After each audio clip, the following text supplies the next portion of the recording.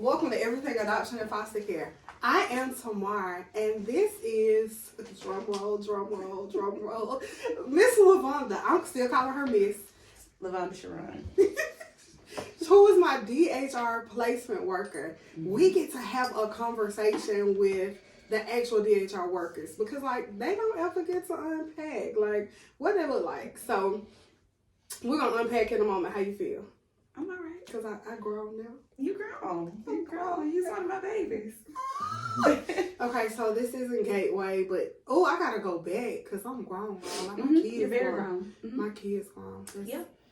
Oh, and I still look 17. I take that. Bless the Lord together. So I get because my heart is adoption and foster care. I think being a product of that, once being a product of that environment, trying to dissect the roots of it and like help someone else past that. And a lot of people get into social work and foster care because it's easy money. Right. Or so they think it's easy money. But then there's all the things that people don't talk about. Like you find people that get into it and they don't care. Or they get too connected and they care too much and they end up hurt. Right. So it's the conversation of like, how does it feel? How did it feel? Because you have to go back to, how did it feel to be, because you were cool. Like you weren't, she wasn't like the bad ones. You was cool. Like you had a gold Altima and your hair matched your car. Oh my God. It did. It matched your car. That was my mama's car. I had a car, but my car was on the fritz. But I was driving my mama's gold Altima. And your hair matched your car. And my hair was matching your car. And you were super cool.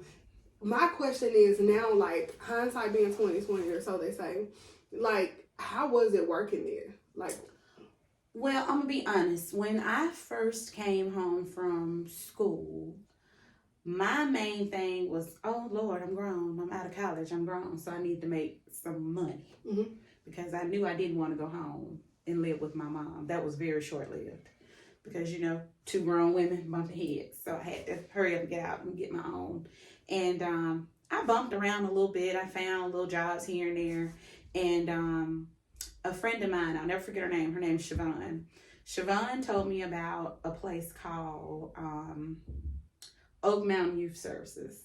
Okay. And she told me it was easy money. We could work with some kids. We could make a difference. I was like, girl, we sound like them those Feed the Children commercials. Are you sure?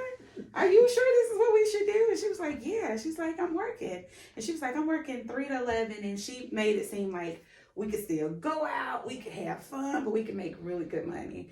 So I was like, okay, cool. So that was my first introduction to Family and Children Services, working there. And I'll never forget, all of a sudden, Siobhan wasn't there as much as I was. I was like, wait a minute, now how you get me into making this quote unquote good money? Because I had my, good new apartment, because you have to know where we're from to know that sometimes the apartments was not so good. But my first apartment, it was look, that apartment was a 1-bedroom, 1 bath, and it was $165. I thought I was super grown. But that apartment had a lot of didn't haves. It didn't have no air conditioning. I had to buy my own air conditioning unit. It didn't have a refrigerator or stove. I had to buy those too. So it was like, I needed to hurry up and get some real money so I could see what real good apartments look like. And then when I got the job over there, I was able to move to Homewood, to luxury. Back then it was luxury. Oh, yeah. And you remember that apartment? Yeah. So we gotta get there. Ooh, child. We gotta get there. Because I actually got a chance to come back from Jacksonville State. I came and got you for the weekend. And sure she did. came and got me for the weekend. So when I went to Oak Mountain, I loved it. It was a co-ed place, and it was cool. But what I didn't love is that I ran into kids. They didn't tell us initially that those kids were far more mentally challenged than what we were used to. So for me, what really kind of shook me was I had a girl, she was really cool. I won't compare her to you because she's not a you. But this girl, I thought she was just the sweetest, and she was so nice, and we had such a good day. And then in learning the signs that they tell us to look for in mental health when you're dealing with kids, I should have known that was her quote unquote grazing period for when she was about to do something really traumatic. And for me, that was my very first traumatic experience dealing with somebody, a child, in this aspect. I'll spare you the details, but I've never looked at a sprinkler system the same. I'll say that. And it shook me. I needed to go down to not the maximum level of mental health children. I needed to go down lower. Okay. And for me, working at Gateway Family and Children's Services was a lower level. Okay. So I was like, cool. But the funny thing is that when I came over there, I was the receptionist. Before you worked in the cottages? Yes, before I worked in the cottages. Okay. I was a receptionist. And I was only a receptionist because they needed somebody, because I think the lady who had that position, she went out on maternity leave, so they needed somebody immediately to fall into her position. So I was in, I guess, the clinical department. I was over there for a long time, and I used to just see the kids coming in and out the office. They would say, "Hey, Miss Lavonda." I'm like, I'm not much older than y'all, but I'm like, "Hey, what up?" You know, I was just being myself because I felt like I was more relatable just being myself, you know? And I was pissed when I realized I was making like $9 an hour. And back then, that was like the pits. But this was almost 20 years ago. We ain't seen $9 in a long time. Thank you, Jesus. God, we thank you. Lord. So you worked in the office with Ms. Ross. I did. Me and Ms. Ross were really good friends because Ms. Ross actually lived in Jacksonville where we went to school. Okay. And she used to drive in from Jacksonville every day. And we had that whole conversation. That's how we really got to be cool. And so then Miss Janetta left out of her position. So that opened up to growth. So I went from the receptionist to being in there as an assistant for somebody. And I was like, shoot, this ain't but $11. I mean, I'm almost there. I'm almost all the way up there. But then I used to see y'all all the time. And I guess my heart wasn't closed off to working with kids again. Okay. So I was like, you know what? I want to go into the cottages. Everybody gave me every excuse as to why I shouldn't go in the cottages. But I don't think they really took the time to realize I actually used to work with kids, not even a year prior. So that's what I really, really wanted to do. So I came in and I started working in the cottages. I started working, I think I was working like the morning shift. I was like, nah, I'm not a morning person. So we got to go a little later. So let me do like the 3 to 11 maybe. And that's the shift where I miss you on. 3 to 11. 3 to 11. I'm trying to see, like, I made a list, and as you can tell, like the wall behind me, I need to put you on it now. Oh God, get a good picture. I will. So the people that made like a crazy impact in my life, like you're why I went to Jacksonville State, and I still talk to you. So just many years later, and it's like you see people that care, and you wonder like, how did you keep your mind? Because we used to run away. I never ran away from Gateway. Yes, y'all did. I ran away from other places. I didn't run away from Gateway. Because I wasn't going in the cemetery. I just refused. I couldn't see the running in the cemetery. Like, it just threw me. So I couldn't rest that. But the running away, the getting attached to kids, that we acted out like all the time. Like, but you kept your cool. I don't remember you acting out, like, with us. Because some people matched our energy, okay? Oh, for sure. I used to see it all the time. We had some staff members that matched us. What kept you cool? Like, if you could talk to someone that was like, hey, I want to go into this field, what are the pros and cons? Because you don't work there no more. So now you could tell all of it. Well, I'll say this. You have to have a heart for helping people. Because if you don't have that in your heart already, you can't get in there and try and make it work. If you don't have, you know how some people say you got to have a heart for Jesus? You got to have a heart for this. Because it's just not something you can just make believe and just fall into working itself out. It really was something that I enjoyed. A little backstory on me. I'm the only girl with 5 brothers. So I felt like sometimes I wasn't seen. And so that used to make me gravitate more to, oh God, I done got emotional about just saying that, Lord. It's some tissue. Look, oh God. It's some So tissue. I used to feel like sometimes I wasn't seen because my brothers were larger than life. And they used to always have all these things going on. Don't get me wrong. I did a lot of stuff in school. Like I was lightweight popular, you know. Not lightweight popular. I mean, you know, I ain't gonna say I was like the coolest, but I was, you know, pretty cool. But I did a lot of things that a lot of kids couldn't do. So that made me, I told somebody yesterday, I was cool with the popular kids and I got along with the kids that nobody liked. Mm-hmm. Because I was just an even kilter kind of person. If I liked you, I liked you. It didn't matter where you lived, what you had. If I had it, you had it. Mm-hmm. We just had this conversation today. So, Lord, I'm an old buster. Oh, Lord, it's the old age. But in my older age, I figure that's just going to be me until I die.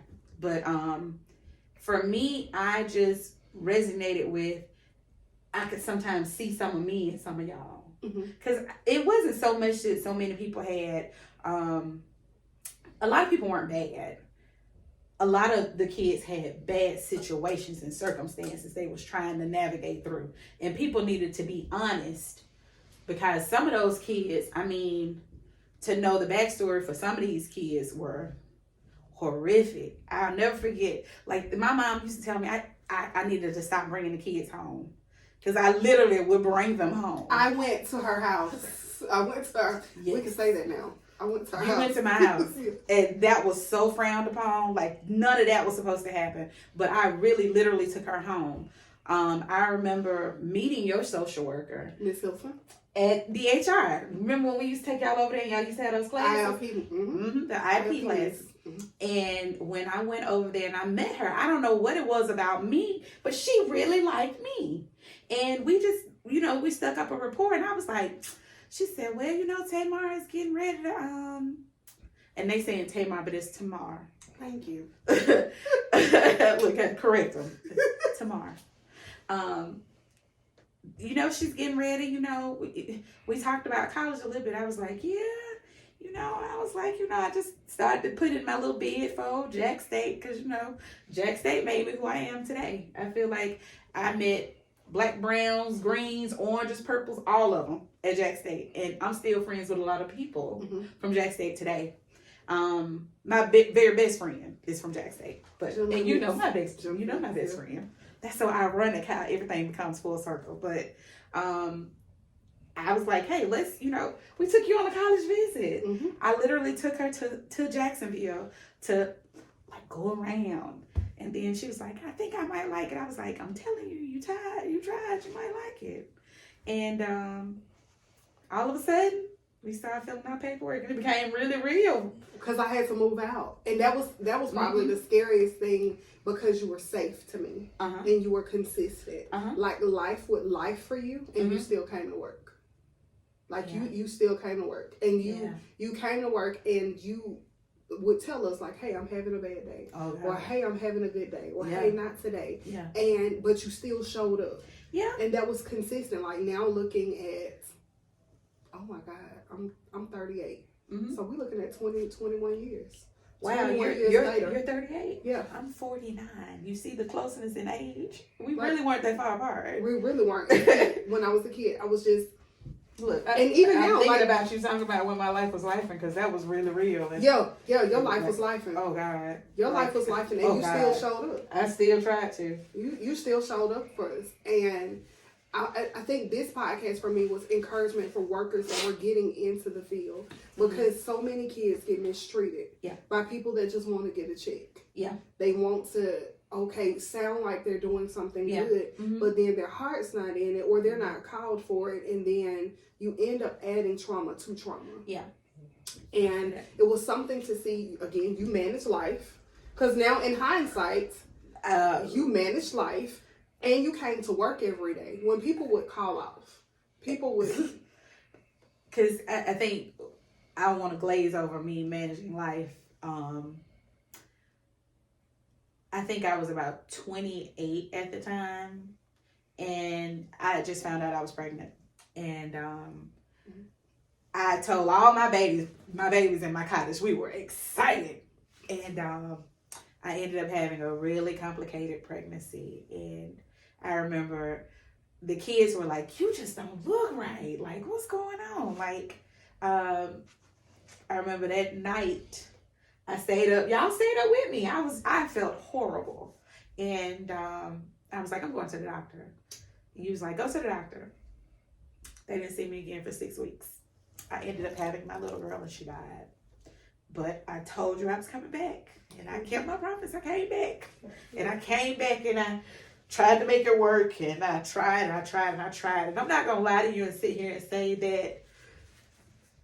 that part of it took a toll on me. To the point where I felt like if I couldn't save my own kid, am I really helping save y'all? That really took a toll on me. So I was glad we kept our relationship after I left. And I know I hurt a lot of kids when I left, but I just couldn't take it. Yeah. Seeing y'all every day. Like, life really started life.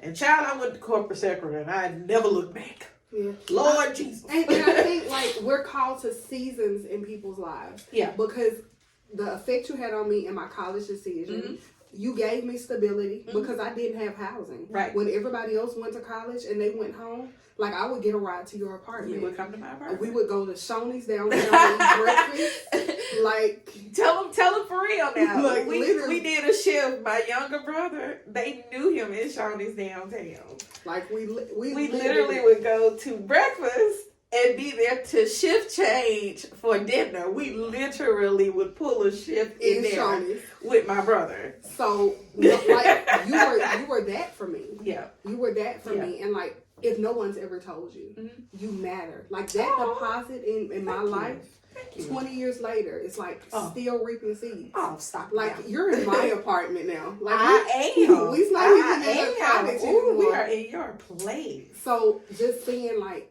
the fact that, hey, stable, because people actually cared. Like, God gave me people that actually cared along the way. I had placement workers that became family. Yeah.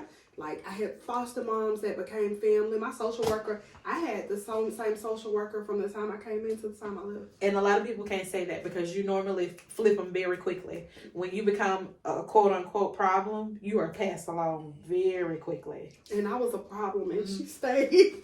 Look, she stuck and stayed, baby. She stuck and stayed until I was emancipated. And we're talking about, oh my God, 14 to 21. Yeah. So we talking about years she stayed. And I ran from every placement. But I want you to know you mattered. You mattered. And like the residual of that lingers in a couple of conversations that I've had with people from Gateway. Like they're like, oh, you remember Miss Willoughby? And we remember you because they remember your hair matching the car. Oh my God. And going to the gym and playing basketball. Right. And I just got the benefit of getting to know you personally. Right. Like the behind the scenes. And it's so encouraging, like, that you have a heart. Because so many people get into it and they don't have a heart. No, they don't. And matter of fact, that's Jennifer calling. Is it? Yeah. Hey, Jen. I'm not gonna answer, but that's my best friend. Look, and that's so funny how my very best friend ended up being your neighbor. About my neighbor, yeah. In Jacksonville. That's the ironicness of full circle. And I used to run into you in the most random places. Do you remember that? You were like the trigger of, girl, you know you ain't doing right. Get your life together. Because I wasn't doing right when I saw you. And I knew that I could never be honest with you and tell you what I was Because I would doing. always ask you, how you doing? Yeah, and I couldn't make eye contact. I couldn't just be like, oh, I'm okay, because I wasn't. But in hindsight now, I see it. Yeah. Then I was like, oh, she good. She was like, oh, I'm good. I'm like, I'm good. Like, I could never do that. You were one of those people where I couldn't be honest, but I couldn't lie. So it was like, okay, I'm okay. I'm okay. Because I randomly would check up on you, too. And then when Facebook became a thing, yeah, I Facebooked you. I found her on Facebook a long time ago. It kept me, and it was funny because Jennifer was my neighbor in one of the worst relationships I was ever in. She told me. One of the worst relationships I was ever in. We shared a wall. And I was like, oh, my. So understanding like, hey, like it was like a significant piece of you or Miss Hilson or my foster mom in every trip. Like you'd be like, oh God, like the Bible says that be careful who you enter because you may be entertaining angels unaware. And that's how I feel about those people in my life. Like there were certain people, you'd be like, my God, how you get the job? It was certain people like that for me too, though. How you get the job? There's certain people like that for me. But then it's people 20 years later, you're like, if I hadn't met you, what would the trajectory of my life have been? Wow. Like if I was to take you out of the equation of my 6 years in custody, 7 years in custody, what would have happened? And you were the end part. You were the part where emancipation, you were the support system when there was no respite. There was no foster homes at that point. It was, you're in college, you're by yourself. Yeah. And what you gonna do? And that's so crazy. You were in college and I was just falling into the corporate world. But baby, we didn't make it work. What did? We made it work. You lived in Homewood. What was that? Aspen Ridge, Warren, and Trace. No. Which one did you I live on? lived in Noel Crest. I was upper echelon. I Listen, thought I was tough, baby. Up on that hill, baby, with that good old view. You couldn't tell me nothing. Listen. But now, like, hindsight, I guess to encourage people that, hey, get in this if you have the heart. Definitely get into it if you have the heart, because the money is not there. Like, it's not. So if you think it's for the money's not there. It's the relationships that you build. Right. It's the difference that you make in someone's life, because kids matter. Like, kids matter. And I think a lot of the kids in foster care kind of just get pushed along. And they don't feel encouraged. I can see that. You really feel like a piece of paper on someone's desk until you meet a Lavonda. Oh. Until you, like... Look, man, I'm old and wimpy now. Don't do that now. Like, you do, because if you think, if I just pull names out of the air, I can remember Miss Eatman, Miss Weldon, Miss Haywood. She passed now. Oh, wow. She passed now. I saw me, like, you see people along the way and you're like, oh, hey, thank you. I couldn't tell you their number. And if you sent me a Facebook friend request, I didn't accept it. Because you didn't do anything. You didn't do right by me as a kid. And if you just want to see if I'm okay, I am. And now, hindsight, the men that are in these facilities, some kids that are running from predators, run into predators in these facilities too. Yep, we talked about that. We did talk about that. We talked about that. One of the guys that worked at Gateway, which I won't call his name because he might go to jail. I don't know. We'll see how that. But like literally, probably needed to. Yeah, in the facility, and I was sleeping with him, and I was a kid, like literally, still in DHR custody, still at Gateway facility, and I'm like, bro. Now in hindsight, like, what could I offer you? Nothing. What could I offer? Nothing but sex. Exactly. But the same way that they propositioned you all, they used to proposition me like that too. And I used to be so concerned, like, I know I don't look a step from them. I mean, people used to think that we were siblings when we would go places. They never thought that I was the adult, ever. I was carded everywhere. I don't know if that's a compliment. I mean, old. No, I'm saying I looked really young. You did.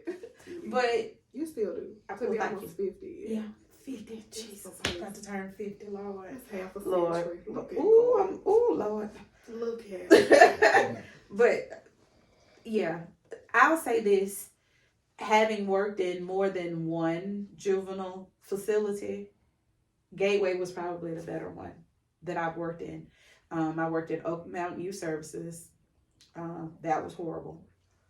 I worked for, gosh.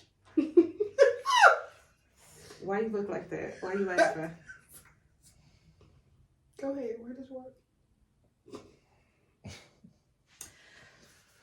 I worked for a facility that was all boys. It was a locked facility. It was for sex offenders. And a lot of people don't know it's still around. Very much so. And it's still in it's right there in Trustful. It's literally in that neighborhood, in a very well-to-do neighborhood. And I never to know that children used to have to go in their rooms and sleep, and they would cut on the alarms, and so it would be an alarm with the light going down the middle of the room, and a child on each side, and if you cross the sides, it would blare. It would trigger. Mm-hmm. The children learned how to cheat the system to get around the alarms, and they will be sleeping with each other and or raping each other. Like, when I say I have seen it all, mm-hmm. on being a worker, some of the most traumatic things ever. That's why if I had the chance to go back and do it again, I would never work at a locked facility. Like, Oak Mountain is a locked facility. That place is a locked facility. The Gateway wasn't. It wasn't a locked. It wasn't a locked facility. The Cottage is locked at night. Supposedly. They really did. But they were supposed to lock at night. But I feel like in an unlocked facility, it kind of gives you a little bit more leeway, and it gives you a little bit more freedom to do different things with kids. Because for me, given the chance to get the van and take the kids somewhere, I would take them everywhere. And they would be like, you can't do that. Well, we're not going to sit here. Yeah. If given the opportunity to take you out to the movies, let me take them to the movies. We did. All the time. I think now I was reading an article by the National Criminal Law Enforcer or somebody, and they were saying that foster care actually preps children for prison. And that's now, true. Like, again, hindsight, looking back, it really does. When I walked into Alderson Federal Prison, it felt like Gateway. With no doors. I was acclimated to community living because I had lived in community. Mm-hmm. So you knew how to survive. You had been there. And there wasn't much different. Now that I think about it, even in the way you leave. Mm-hmm. You move in a trash bag when you get ready to leave out of prison. That's how you go. That trash bag living is hard. I told you one of the things that I have up and coming. But like, just when you think about locked facilities, and I did. So I ended up at 3 Springs, but that's because I wouldn't stay put and I kept running away. I heard about 3 Springs. I heard about your stint at 3 Springs. But go ahead. Yeah. So I did end up in a locked facility, but it was my fault. I repent for the kid that I was. But it's the thing is, you were that kid with certain people. You weren't that kid with everybody. And that in itself is growth. True. And I had an attitude, that broken version of me had the attitude, if you didn't like me, I was going to give you a reason not to. True. And if this was just a job, you're going to work for your money. Ooh, you used to make them work. You gonna work for them coins. Bad, broken attitude, very broken mentality. Ooh. But I can relate to that of those kids. Mm-hmm. Because if you feel like no one cares, then you have to learn to care for yourself. And that facade of what caring looked like for me was easily defined in sex and my sexuality. Mm-hmm. Because I could get him and I could pull him quick. But that became a problem real quick, not just like on the body's end, but then it's like your whole worth is negated to just that act, to this act. Mm-hmm.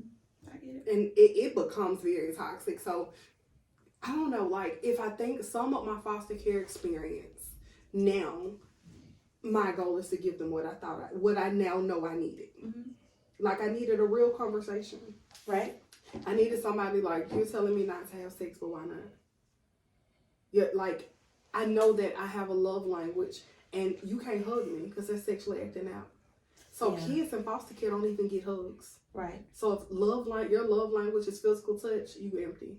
Yeah. And if you don't get visits, you empty. Yeah. So, like, how do you cope with it? How do you cope with words of affirmation if the people come in and they speak down to you their whole shift? And they don't say anything nice to you, but you don't talk to your family either. So you're alone. So now the only words of affirmation or physical touch you're going to give is if you have sex. Mm-hmm. And now you're racking up bodies. Right. For no reason. And you find a lot of kids in care, they fall into that cycle. They're incredibly hypersexual And if they're not incredibly hypersexual, they are Definitely. sexual and just, yes, they are. And it's like a cycle, and it's like, okay, so how do we penetrate the cycle and break it? Like, of course, you want well-trained people with a great heart to work, but then you want to have tough conversations. But sometimes people are afraid of tough conversations. That's what I'm here for. I appreciate you doing that. That's what I'm here for. I appreciate that. Let's have the tough conversations. And I'm to the point now that I don't care what it makes me look like. Like, because I was listening to a podcast, and this guy named E.J. Newton, I think he's a pastor, and he said, dead people don't worry about dirt. Ooh. So if I'm a corpse and I'm really dead to my sin, and I believe that I'm forgiven, I can't worry about the dirt. Like, you can't talk to me about what I did 20 years ago.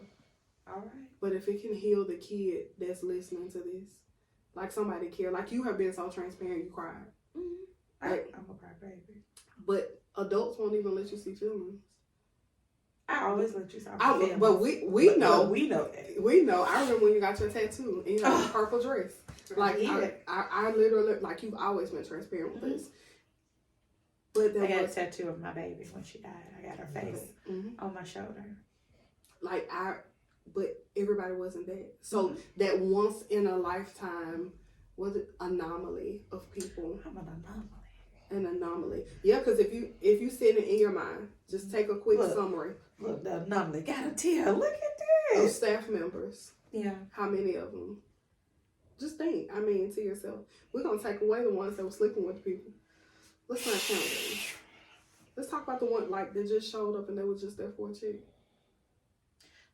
I could probably call a couple. Mm-hmm.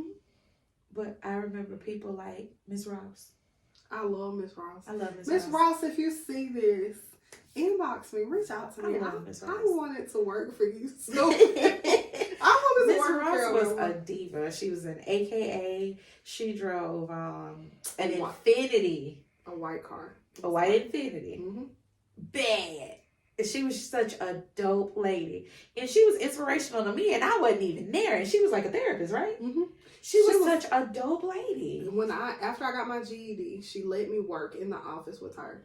And I got to dress up every day and work for her in the office. She was such a dope. And it's good when you can see your what you could be. You get what I mean? If you see another black woman, even with the odds stacked against her, she talked about how she grew up too. You know, she didn't grow up in the system, but she had the odds against her as well. And she went to school and she pledged and she got her degrees and she got her husband, she had her kids, and she was like, that's why I got into this. She said, I became a social worker because. And she did it. You know what I mean? And it was just good to be around people who looked like you and who felt like you.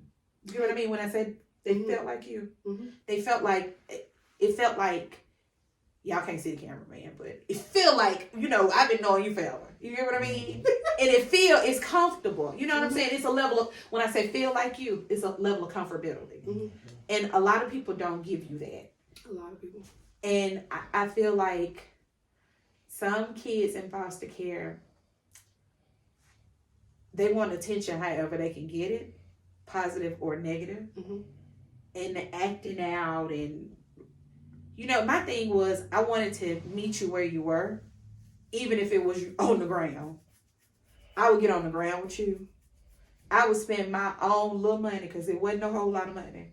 Remember I bought all those care packages? I bought feminine products. I would do things out of my own pocket because I felt like I saw you and I wanted you to see that you were seen. Yeah. You get what I mean? And I knew a lot of people would get so mad at me. I would get in trouble all the time about that.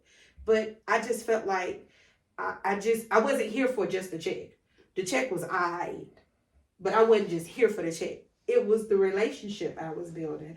And I did not know that 20 years ago we would be here. I did not know that we would be a constant for each other. You know, and it's good. I'm glad to see you. I'm glad to see, even with, you know, I guess that you won't call them things, even with the stripes you wear.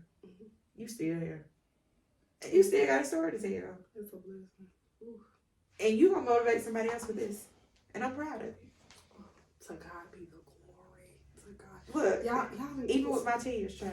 Look, we done got emotional on I didn't use my self-tissues on the people's internet today. It was amazing having you here.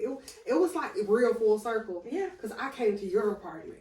And now I came for yours. Yeah, you came to mine. So, real full circle. If you had to tell a person aspiring to go into this field something, I'll let you close it out. Because he done did a nice intro, outro. So, I don't have to do that. But, like, what would you give them? Final words. If you were somebody's going into their 4th year, 400 level classes at Jack State, they get ready to graduate, and they're thinking about going into this, what would you tell them? First thing I tell you is to do an internship. Do an internship to see if it's really what you think it is. Because don't take and do the major because you think it's easy or, it's a cool thing to do. See if it's really on your heart. Because if you're just doing it for what you think you can get out of it, then you're not going to bless anybody that you encounter. You have to have an open mind and an open heart. And you have to just be willing to meet people where they are on the level that they are. You have to know that if it's your passion or if it's just a paycheck. Is it your passion? Is it your paycheck? That's all I got. Well, she did that. If this helped you, if you know someone this will help, share it. Like, just do them a favor. Like, share this. Somebody that in foster care, like, that wants to know that somebody really cares, that there's an end to it, depending on like where they are. A lot of times we feel like there's no end and what the end looks like. This is the end. Like 20 years later after foster care, there's life, there's a future, there's hope. And I made a whole bunch of stumbling grounds in the way. And there's still like a great plan. God has a great plan, a great purpose for your life.